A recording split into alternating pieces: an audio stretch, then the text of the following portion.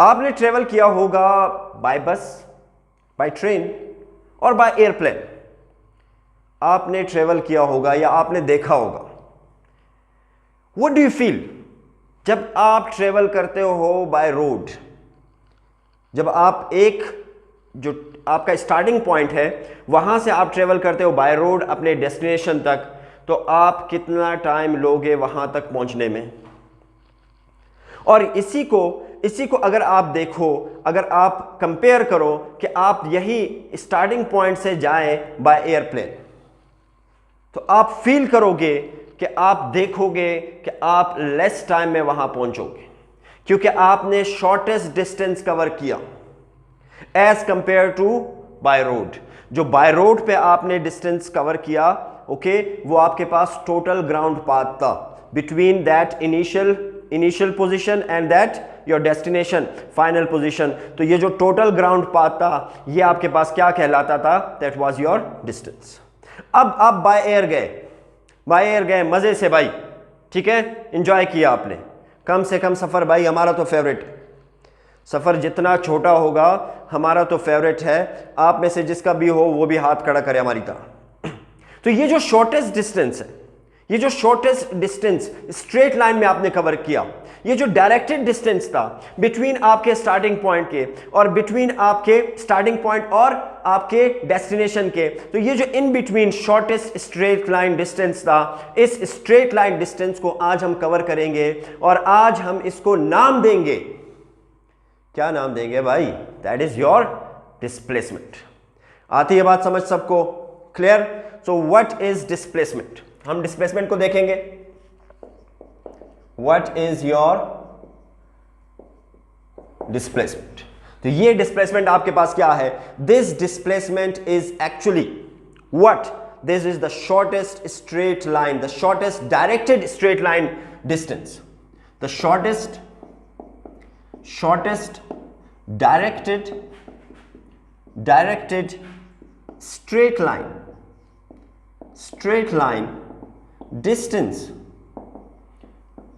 line distance between your initial position, or you can say between initial and final position,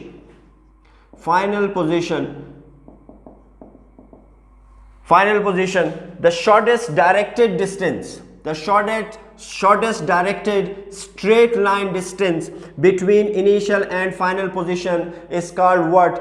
This is called your displacement. Got it? Directed होगा, shortest होगा, directed होगा, okay, और कहां से होगा? Between your reference point और your destination. इस path को हम क्या नाम देंगे? हम इस पाथ को नाम देते हैं दैट इज डिस्प्लेसमेंट। आती है बात समझ सबको? क्लियर? समझते हो सब? Good, very good.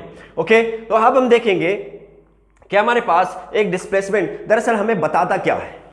एक डिस्प्लेसमेंट आपको क्या बताने की कोशिश कर रहा है? Displacement actually refers what?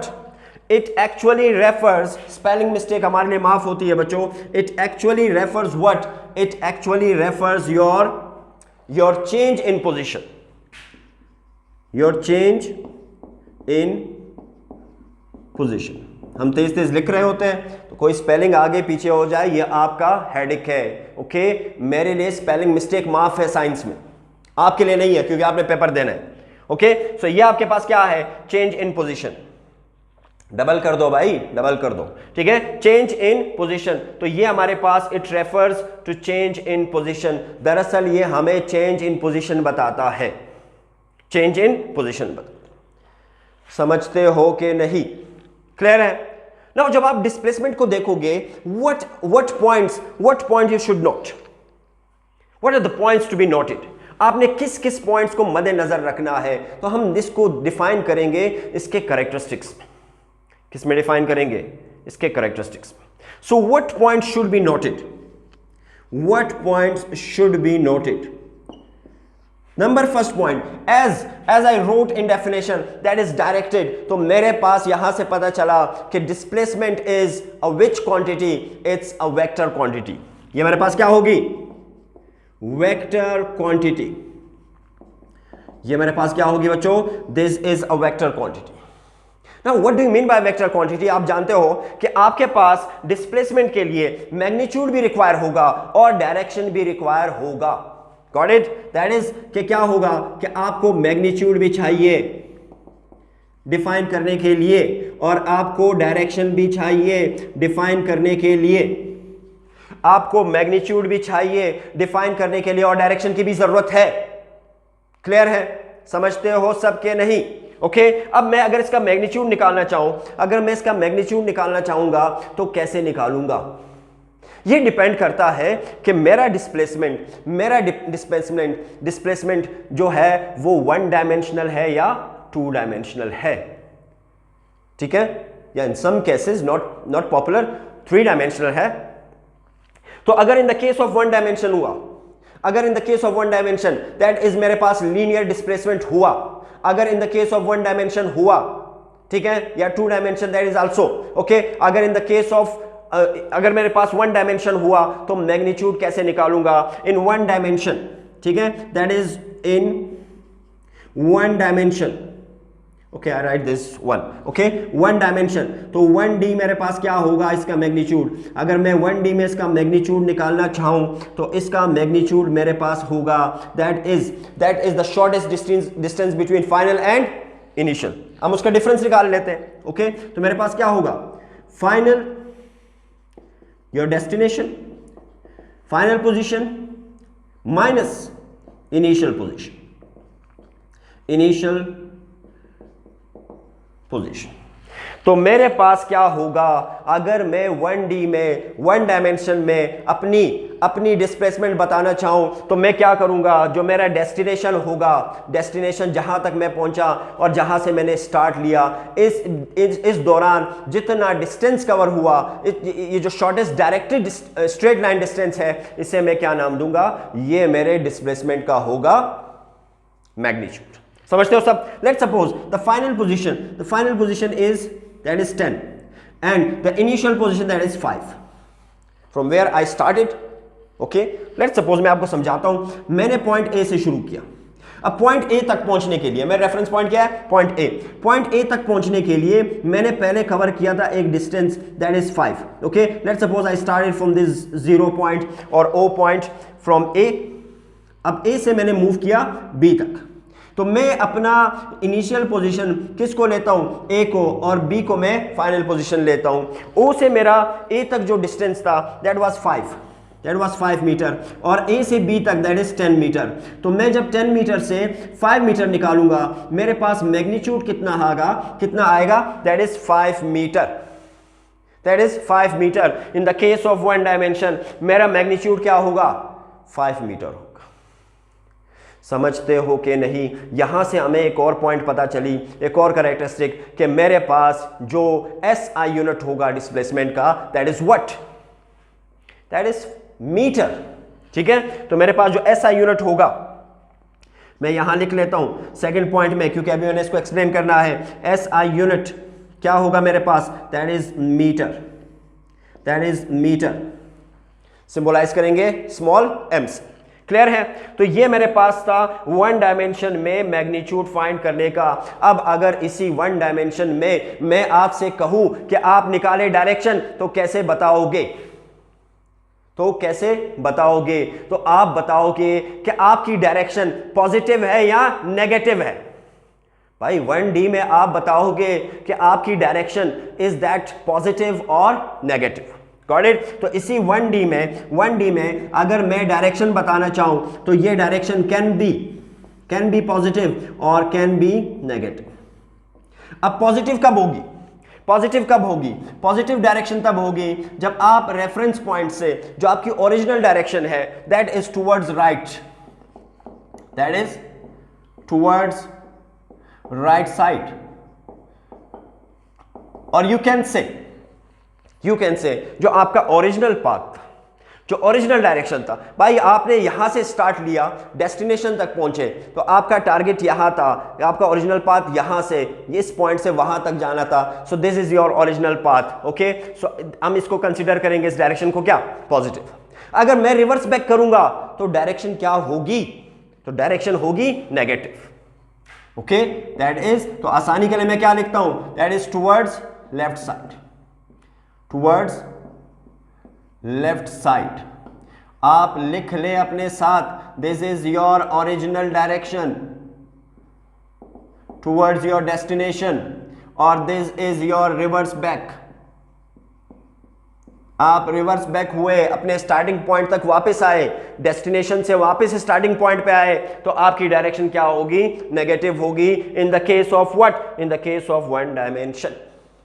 सही है? तो हमने क्या देखा कि ये वेक्टर क्वांटिटी है, वेक्टर क्वांटिटी के लिए मैग्नीट्यूड रिक्वायर्ड है, मैग्नीट्यूड के साथ डायरेक्शन भी रिक्वायर्ड होगी, इसीलिए तो इसको हम क्या नाम देते हैं? Vector quantity. समझते हो कि नहीं? आती है बात समझ सबको? तो हमने उसका डायमेंशन निकाला और उसकी हमने डायरेक्शन भी निकाली। अब हम देखते हैं इन द केस ऑफ यही मैग्नीट्यूड और direction in the case of 2D। तो 2 डायमेंशनल 2D में हम मैग्नीट्यूड कैसे फाइंड करेंगे और डायरेक्शन कैसे लेंगे? मैग्नीट्यूड कैसे फाइंड करेंगे और डायरेक्शन कैसे फाइंड करेंगे? So let's do this. 2D में let's suppose your body starts from initial position that is A, और फिर गई बॉडी पहुंची अपने फर्स्ट डेस्टिनेशन तक दैट इज B। फिर B से इसने अपने डायरेक्शन को चेंज किया टुवर्ड्स C, और ये इसका फाइनल डेस्टिनेशन हुआ। तो ये जो टोटल ग्राउंड पाथ हुआ A से B तक और B से C तक, this total ground path is called what? जिसे हम पढ़ चुके हैं, दैट इज डिस्टेंस। ये टोटल ग्राउंड पाथ क्या है? डिस्टेंस। अब जो इसका शॉर्टेस्ट डायरेक्टेड डिस्टेंस होगा, shortest directed distance this is between A and C, और इस शॉर्टेस्ट डायरेक्टेड डिस्टेंस को मैं क्या नाम दूंगा? डिस्प्लेसमेंट को। इस शॉर्टेस्ट डायरेक्टेड डिस्टेंस को जो मैं नाम दूंगा वो मेरे पास क्या होगा? डिस्प्लेसमेंट होगा। अब इन द केस ऑफ 2D अगर मैं इसका मैग्नीट्यूड फाइंड करना चाहूं तो कैसे फाइंड करूंगा? तो फर्स्ट मैं इसका निकालूंगा, फाइंड करूंगा क्या? मैग्नीट्यूड। तो इसका जो मैग्नीट्यूड मेरे पास होगा, that magnitude would be by applying what? Pythagoras theorem. तो ये मैग्नीट्यूड मेरे पास क्या होगा? दैट इज, मैंने AC का मैग्नीट्यूड फाइंड करना है, ये मेरे पास इक्वल होगा, that is AB, radical of AB square plus BC square. By Pythagorean theorem आप छोटे क्लासों में पढ़ चुके हो, समझते हो कि नहीं? ओके, तो इस तरीके से हम राइट एंगल ट्राइंगल के लिए हम अप्लाई करते हैं ये थ्योरम। तो ये मेरे पास क्या होगा कि ये डिस्प्लेसमेंट जो मेरे पास, आपके पास क्या था? हाइपोटेन्यूज, इसका स्क्वायर, और ये इक्वल होगा, अगर आप डायरेक्ट ले लें तो ये इक्वल होगा radical of AB square plus the distance of BC square, base perpendicular. समझते हो कि नहीं? लेट्स सपोज यहां से फ्रॉम A से B तक जो मेरा डिस्टेंस है that was 3 meter, and B से C तक दैट वाज मेरा 4 मीटर। Got it? तो अगर मैं इसको अप्लाई करना चाहूं, मेरे पास इसका मैग्नीट्यूड क्या आएगा? That is 3 square plus 4 square would be equal to square of 3 9, square of 4 16, और ये मेरे पास होगा 25। अगर आप इसका स्क्वायर रूट निकालें तो आपके पास मैग्नीट्यूड फिर क्या आया? That is 5 metre.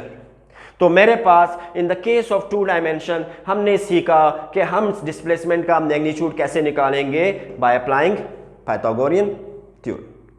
समझते हो कि नहीं? आती है बात समझ सबको? क्लियर है? अब अगर मैं इसका डायरेक्शन निकालना चाहूं तो ये मेरे पास इसका डायरेक्शन होगा, ये थीटा मेरे पास क्या आएगा?